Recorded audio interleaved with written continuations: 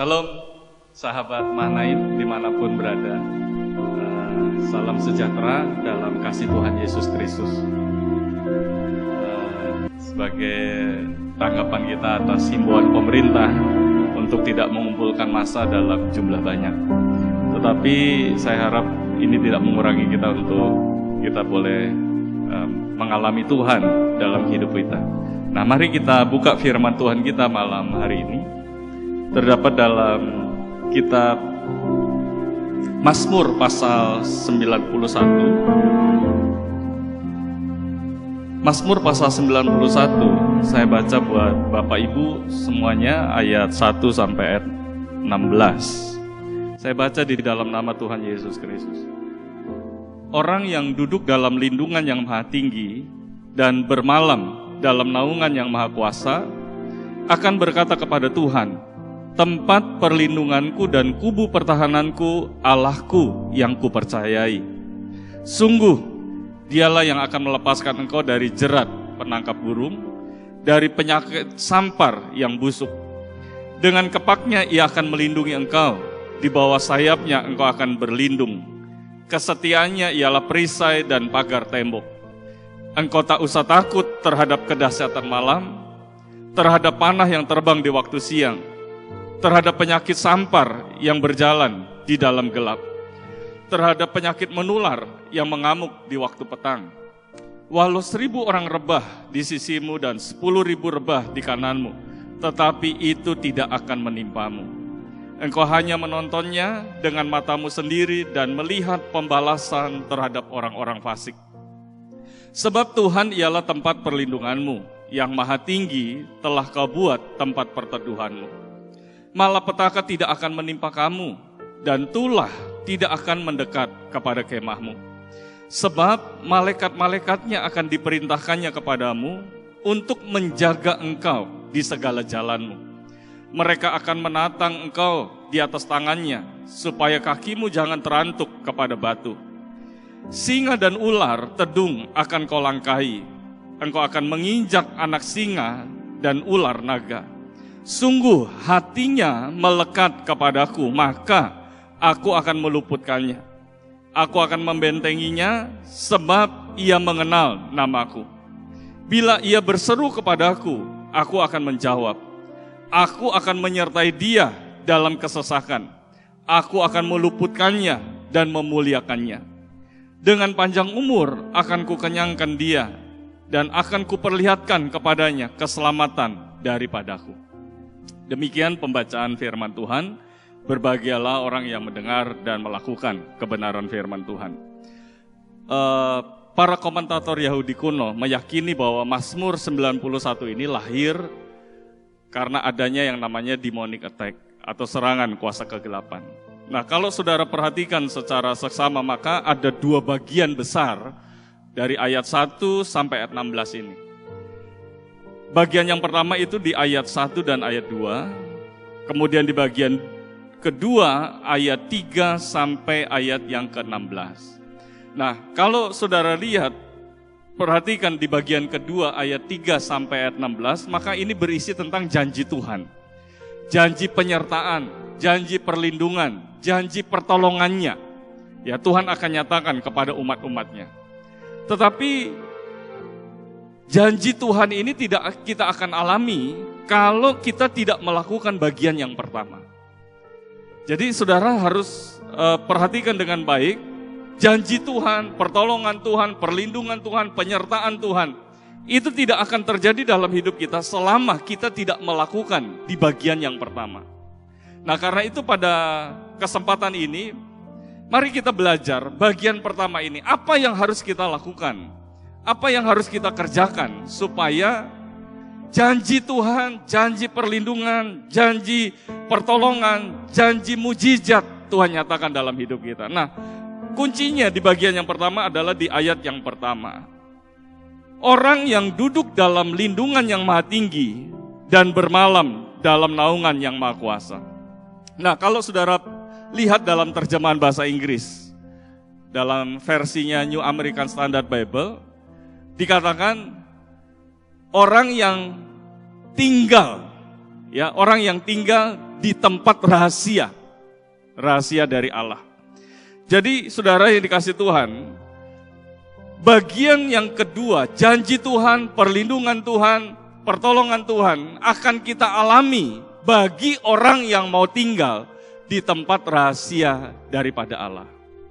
Nah, apa yang dimaksud tempat rahasia Allah? Di manakah tempat rahasia Allah? Apakah di ujung langit, ya, di tempat yang jauh dan sebagainya? Tetapi mari kita perhatikan apa yang dimaksud dengan tempat rahasia Allah. Di dalam Matius pasal 6, ayat yang ke-6, Matius 6 ayat yang ke-6 berkata seperti ini.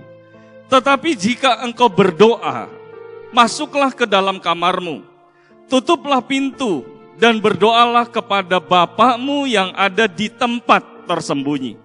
Maka Bapamu yang melihat yang tersembunyi akan membalasnya kepadamu. Nah, kalau saudara lihat terjemahan King James, tempat tersembunyi digunakan kata secret, rahasia. Ya, tempat rahasia. Tadi orang yang tinggal di tempat rahasia Allah, itu orang yang akan menerima janji Tuhan, menerima perlindungan, menerima pertolongan Tuhan, menerima penyertaan Tuhan.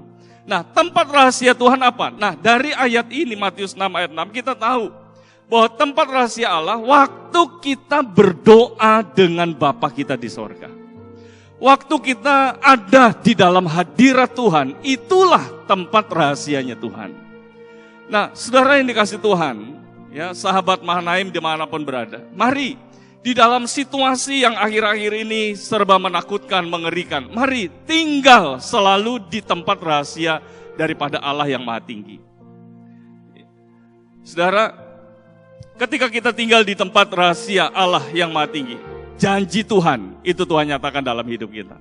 Nah, tempat rahasia Allah, apa itu? Waktu kita dengan Bapa kita ini berdoa. Kita rasakan hadirat Tuhan, kita intim dengan Tuhan, itulah tempat rahasia Tuhan. Nah, saya kasih beberapa contoh sebagai perbandingan, supaya kita ngerti kok bisa orang yang tinggal hadirat Tuhan, di tempat rahasia Tuhan, kok bisa mengalami perlindungan Tuhan, kok bisa mengalami pertolongan Tuhan, kok bisa mengalami penyertaan Tuhan. Nah, coba lihat di dalam Mazmur pasal 3. Saudara nanti di rumah boleh baca itu satu pasal ini, ayat 1 sampai ayat 9. Itu menceritakan bagaimana Daud lari dikejar-kejar oleh Absalom, anaknya sendiri, dan dia hendak dibunuh. Nah, apa yang dilakukan oleh Daud, saudara, ini situasi yang tidak mudah. Situasi yang sulit, situasi yang ya tidak mudah bagi Daud, karena musuhnya adalah anaknya sendiri. Nah, apa yang dilakukan Daud di dalam situasi yang seperti itu dikatakan dalam ayat yang ke-5. Dengan nyaring aku berseru kepada Tuhan. Dengan nyaring aku berdoa kepada Tuhan. Dengan nyaring aku memohon kepada Tuhan. Dan ia menjawab aku dari gunungnya yang kudus. Daud tahu betul bahwa tempat rahasianya Tuhan, ketika ia ada di dalam hadirat Tuhan, itu sumber jawaban segala-galanya. Daud dalam situasi seperti itu, dia tidak mengandalkan tentaranya, dia tidak mengandalkan jabatannya dia sebagai raja, dia tidak mengandalkan mungkin panglima-panglimanya yang terlatih. Tetapi dalam situasi yang seperti itu, Daud tahu betul betapa pentingnya tinggal di dalam hadirat Tuhan. Di tempat rahasia Tuhan itulah Daud dia berseru dengan suara nyaring, minta pertolongan kepada Tuhan. Daud betul-betul sadar betapa berharganya tinggal di hadirat Tuhan. Betapa berharganya intim dengan Tuhan. Makanya dia pernah berkata, jangan ambil rohmu daripadaku. Dia tidak bisa apa-apa dengan tanpa kehadiran Tuhan di dalam hidupnya. Karena itu mari Bapak Ibu saudara yang dikasih Tuhan, di tengah situasi yang saat ini menakutkan, mungkin sebagian banyak orang, mungkin mengkhawatirkan, mencemaskan dengan adanya wabah corona. Tetapi mari saudara yang dikasih Tuhan, tinggal, firman Tuhan mengajak kepada kita, tinggal di tempat rahasianya Tuhan. Tinggal di hadiratnya Tuhan. maka di hadirat Tuhan ada perlindungan Tuhan, ada penyertaan Tuhan, ada pertolongan Tuhan. Sehingga kita tidak takut terhadap kedahsyatan malam, terhadap panah yang terbang di siang hari, terhadap penyakit sampar, terhadap penyakit yang menular di waktu petang. Kenapa? Karena kita punya Tuhan yang selalu melindungi kita ketika kita tinggal di tempat rahasianya Tuhan. Nah, coba sebagai perbandingan saudara lihat di dalam Lukas pasal 24, ada dua murid Yesus yang sedang berjalan ke Emmaus. Nah, kalau saudara baca kisah ini dari ayat 13 terus sampai ayat 35, ya, saudara baca, maka saudara akan menjumpai ada beberapa hal yang menjadi hal-hal yang menjadi masukan bagi kita, berharga bagi kita. Nah, saudara lihat ketika dua orang ini dari Yerusalem menuju ke Emmaus, ya, menuju ke Emmaus. Nah, saudara perhatikan, di tengah jalan mereka berjumpa dengan Yesus, tapi mereka tidak mengenali itu Yesus. Nah, apa yang terjadi dalam kehidupan dua murid ini, yang salah satunya ditulis dalam Alkitab ini bernama Kleopas. Kalau saudara lihat, mereka mukanya muram. Mereka tidak ada sukacita. Bahkan ucapan mereka itu pesimis. Ucapan mereka itu seolah-olah tidak ada harapan. Mereka berkata, dulu kami mengharapkan dia, tapi sekarang sudah 3 hari. Seolah-olah dua murid ini mau berkata, kami sudah tidak ada harapan lagi sekarang. Kami sudah menyerah, kami sudah putus asa dengan situasi yang sekarang terjadi. Tidak ada sukacita, mukanya muram, ucapannya pesimis, gampang putus asa, gampang menyerah. Nah, di tengah situasi yang seperti ini, saudara yang dikasih Tuhan, mari kita lihat, kenapa dua murid ini gampang menyerah, mukanya muram, hilang harapan, hilang sukacita. Karena mereka meninggalkan Yerusalem menuju ke Emmaus. Kita tahu saudara, di Yerusalem ada bait Allah. Mari, inilah saatnya di dalam situasi-situasi yang seperti ini, kita datang merendahkan hati di hadapan Tuhan. Kita berdoa, minta pertolongan Tuhan.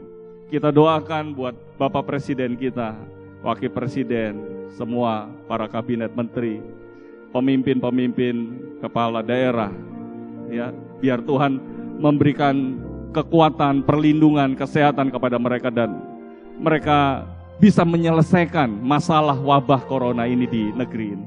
Kita juga berdoa buat dokter-dokter yang ada, perawat yang menangani, mereka ada di garis depan, ya, untuk menangani pasien-pasien yang terjangkit virus corona ini. Karena itu saudara kasih Tuhan, tinggal selalu di hadirat Tuhan, tinggal selalu di dalam hadirat Tuhan. Tanggalkan baju kebesaran kita, tanggalkan baju kemegahan kita, gunakan baju effort, baju kerendahan hati di hadapan Tuhan. Mohon belas kasihan Tuhan untuk memulihkan negeri ini. Mohon belas kasihan Tuhan untuk melindungi kota ini. Mohon belas kasihan Tuhan untuk melindungi semua anggota keluarga kita. Percayalah, ketika kita selalu tinggal di dalam hadirat Tuhan, perlindungan Tuhan, penyertaan Tuhan, pertolongan Tuhan selalu Tuhan nyatakan dalam hidup kita. Amin. Engkaulah harapan kami Tuhan. Ketika kami tinggal di hadirat Tuhan, kami tinggal di tempat rahasia Tuhan, kami tahu perlindungan Tuhan akan nyatakan dalam hidup kami. Sehingga kami tidak takut terhadap kedahsyatan malam, kami tidak takut terhadap penyakit sampar, kami tidak takut terhadap panah yang terbang di waktu siang, kami tidak takut terhadap penyakit yang menular di waktu petang. Karena kami tahu ada sumber perlindungan kami, yaitu Tuhan Yesus Kristus. Karena itu Tuhan, kami berdoa, dimanapun jemaat Tuhan berada, Engkau lindungi mereka Tuhan. Ajar mereka untuk selalu tinggal di hadirat Tuhan, menikmati hadirat Tuhan. Di tengah situasi yang seperti ini, kami tidak mau kehilangan harapan, kami tidak mau kehilangan sukacita. Kami ingin selalu tinggal di hadirat Tuhan kami, karena kami tahu di hadirat Tuhan ada harapan, di hadirat Tuhan ada pertolongan Tuhan, di hadirat Tuhan ada perlindungan Tuhan. Terima kasih Tuhan, terima kasih. Kami berdoa buat Bapak Presiden, Wakil Presiden, para kabinet menteri yang ada, pemimpin-pemimpin kepala daerah. Tuhan sertai mereka, Tuhan lindungi mereka, Tuhan memberi kesehatan kepada mereka. Berikan kesatuan hati untuk bisa menangani wabah yang akhir-akhir terjadi di negara ini Tuhan.